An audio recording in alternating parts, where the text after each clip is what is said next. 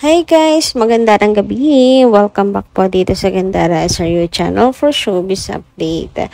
Nandito na naman nga po akong muli nagbabalik.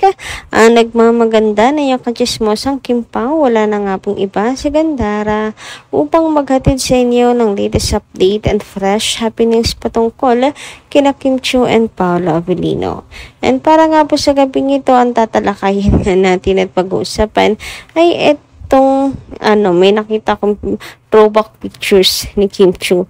And syempre, ang latest post niya na mainit na pinag-uusapan sa social media. So, nagtatampo nga daw kaya itong si Kimberly. Alamin po natin yan ha. At pag-usapan ngayong gabing ito. Pero bago po ang lahat, sa mga hindi pa po nakaka-subscribe sa ating channel, pakiclick lang po tayo ng subscribe button at notification bell na nariyan sa baba para mag-updated po kayo at ma-notify tuwing may bago po tayong chika at balita hinggil sa Kim Pao. Basta mga balita na may kinalaman kina Kim Chiu and Paolo Avellino, sagot na po natin yan. And nais ko nga simulan ang ating pong balitaan sa pagbabasa po ng mga comments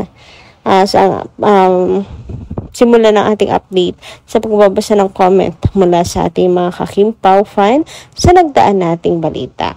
So, first comment tagmula nga po kay Ma'am Josephine Brondial. Ayan. Bilang pasasalamat ko na rin po ito na sa walang sawa po ninyong pagsubaybay. Ayun po dito kay Ma'am Josephine. Shout out po sa inyo at magandang gabi. Ma'am, hope na hindi po kayo apektado ng bagyo, no? At mapanood niyo tong channel na to. Sino pala yung until na wala pa rin pong dali ng kuryente?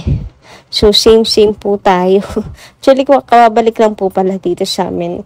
Kaya medyo late na yung update natin. Anyway, sabi nga dito ni Ma'am, palagay ko, si Sam ang may-ari ng bar. Si Rafael ay customer ni Stella gabi-gabi. Si Paolo naman ay pupunta sa bar, hanapin niya si Stella to investigate her. Pero hindi niya akalain na ganun kaganda at kasexy si Stella. Hanggang dyan lang muna, exciting yung story ha. Naisip ko lang po yan, hehe. Thanks, huy pwede. Madam, pwede tong idea nyo na to. May-ari ng bar, si Sam, pero ano yung role niya? Diba? Yung kay Rafael na sabi niyo gabi-gabi siya yung customer or customer ni Stella Marie. Hey, may sense eh. Alam na natin yung character. Bad boy, villain, ang atake. Pero si Sam, connect? Kaibigan ni Rafael. Pwedeng kaibigan na may contact sa maruruming negosyo. Pwede. So, hindi rin kasi natin alam kung ano yung iniimbestigahan eh. Iimbestigahan dito. Diba? Patayan ba?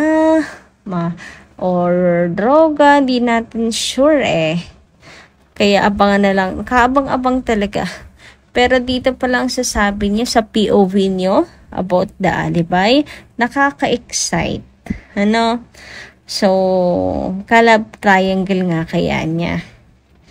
Or sadyang pampalipas lang ni Rafael. Para niyo ma-in love din kay Stella Marie. Or seryoso siya kay Stella, etc.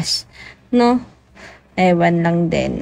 Pero based po sa mga nakikita natin na BTS, nasa isang lugar lagi si Kim Chiu eh. Tingin ko nga doon po siya nakatira. Kayo naman kayo sa mga nanonood sa atin ngayon dito. Comment naman kayo dyan mga POV nyo about po sa The Alibi. Palagay ninyo. Yan, pag-usapan natin. Yan muna maging pulutan natin hanggat wala pong gasinong update sa Kim Pao at nananahimik sila.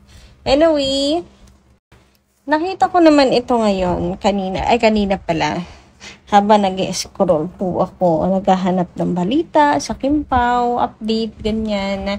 Itong throwback pictures ni Kim Chiu mula pagka-baby hanggang ngayon. O diba kitang-kita niyo walang pinagbago sa itsura niya. Talagang nag-glow lang siya, nag-glow up, nag-mature yung look. Pero yung sinasabing retoke, wala akong nakikitang retoke dyan. Ayun, no? Simula ng teenager siya, ganyan yung nose niya. Chubby face lang kasi si Kim Chiu before. Kaya, alam niyo naman pag chubby, ako nga lapad ang ilong, lalo na kapag chubby. Pero, mas nakikita yung tangos kapag pumayat. Mas pumapayat. Kaya ito, masasabi ko na wala po talagang ginalaw or pasalamat Dok si Kim sa ilong niya. Lahat ng mga bashers na nagsasabi. Tapos, super ganda ni Kim Chiu.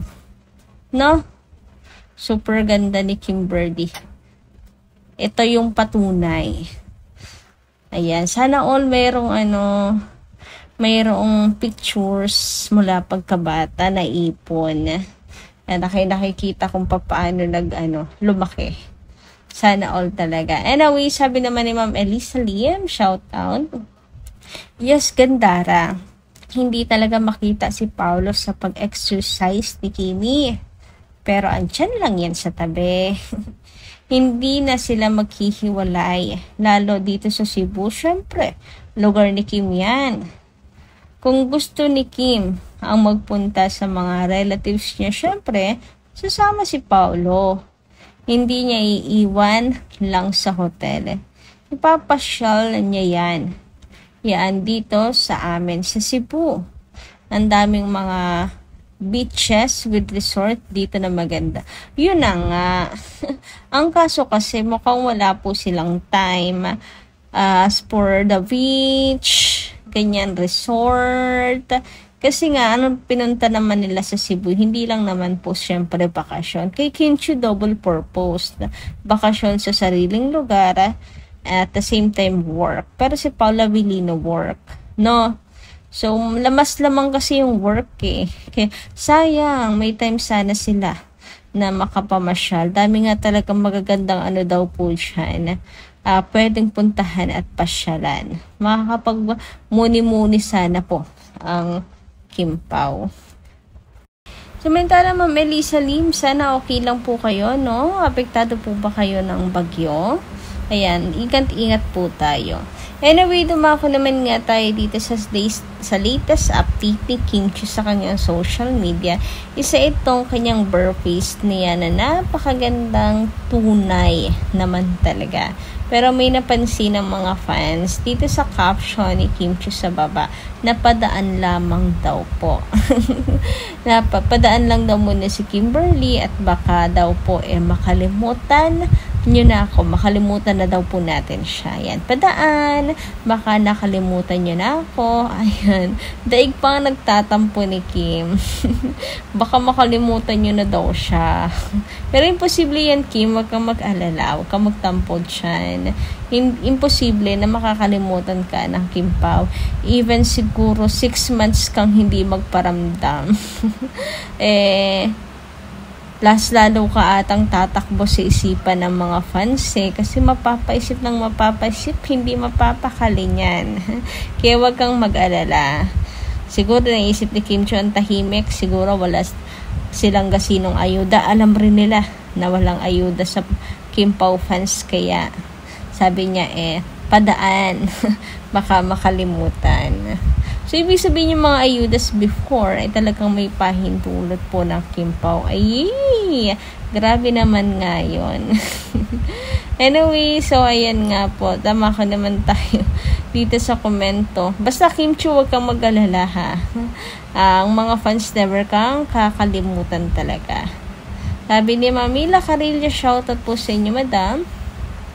Sana magandara. Manindigan na sila sa bawat isa. Respetuhin lang silang dalawa or magrespetuhan lamang silang dalawa.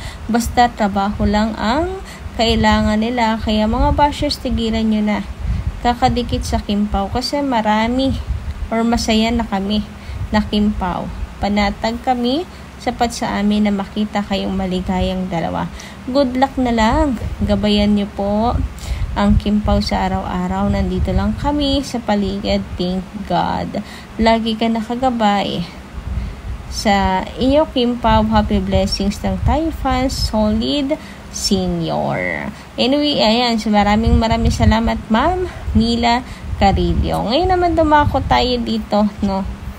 Habang nag-scroll po tayo at naghahanap ng update sa Kim Pao. Ito po't may nasagap akong chismis. Uy, chismis. Sabi dito, from Madam Abigail, talagang nilinis ng may-ari ng bahay ni Stella. Ganon din sila ka-excited makita si Kimi. Uy, grabe naman yung may-ari ng bahay. Grabe, ganito yung ginawa niya para kay Kim Chu. Ginawa niya kay Kim, para kay Kim. Talagang for the linis siya. Ayan, para ready na at maging komportable si Kim. So, meaning itong ang magsisilbing tahanan ni Kim Chu sa The Alibay. So, yan yung bahay. Uy, simple lang talaga, no? Simple lang pala. Pero nakakatuwa yung may-ari ng bahay na talagang sobrang excited siguro siya lagi na makita si Kim. Sobrang saya siguro ng puso niya na nandun si Kim Chu, etc. Ganyan, looking forward sila lagi. Kaya ayan, talagang paraan na ng kanilang pag-welcome kay Kim Chu at suporta, pagmamahal. Ayan, at talagang linis. O, diba? Thank you so much po sa alaga at pagmamahal kay Kim Chu. So, yun lang po muna guys sa ating update ngayong gabi. Maraming salamat po sa inyong pakikinig. Kita-kits po muli sa susunod nating chikas. Maraming salamat.